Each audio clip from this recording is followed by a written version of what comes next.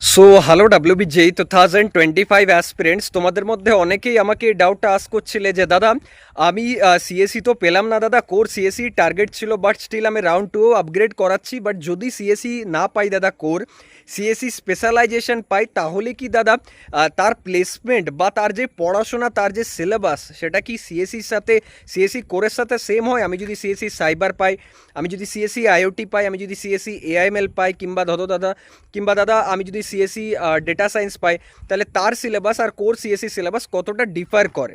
তো আমি স্টুডেন্টসদের একটাই ব্যাপার বলতে চাই যে দেখো, ফার্স্ট ইয়ারে সবার সিলেবাস সেম।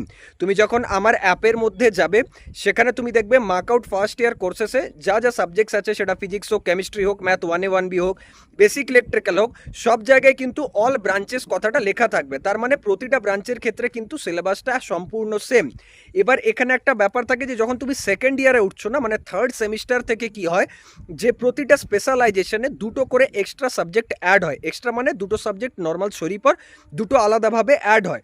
ধরো সিএসসি কোর থার্ড সেমিস্টার আর সিএসবিএস থার্ড সেমিস্টার তুমি দুটোর মধ্যে অ্যানালিসিস করলে, তাহলে দেখবে যে এর যে 5টা সাবজেক্ট, এর 3টে সাবজেক্টের সাথে সিমিলার আছে, আর দুটো সাবজেক্ট আলাদা করে ওই স্পেশালাইজেশনটাতে অ্যাড করা হয়েছে। যেমন সিএসসি এআইএমএল নিয়ে যদি তুমি পড়ো, তাহলে থার্ড সেমে আর্টিফিশিয়াল ইন্টেলিজেন্স বলে একটা সাবজেক্ট আলাদা করে অ্যাড হয়ে থাকে।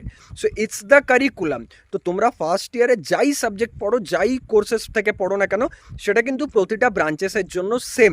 তো আলাদা কিছু হয় না সিলেবাসে। এবার হ্যাঁ, প্লেসমেন্ট কলেজ ওয়াইজ ভ্যারি করে। যদি খুব ভালো কলেজ হয়, তাহলে সিএসিরও যা কোরের প্লেসমেন্ট হয়, সেখানে স্পেশালাইজেশনদেরও অ্যালাউড থাকে, আইটিও অ্যালাউড থাকে। এবার যদি কলেজ একটু মিডিওকর বা একটু লো গ্রেডের হয়, তখন কিছু কোম্পানিজ থাকে যারা না, মানে হয়তো কোর সিএসিকে অ্যালাউ করলো, বা শুধুমাত্র সিএসআইটিকে অ্যালাউ করলো, বা সিএসআইটি ইসিকে অ্যালাউ করলো।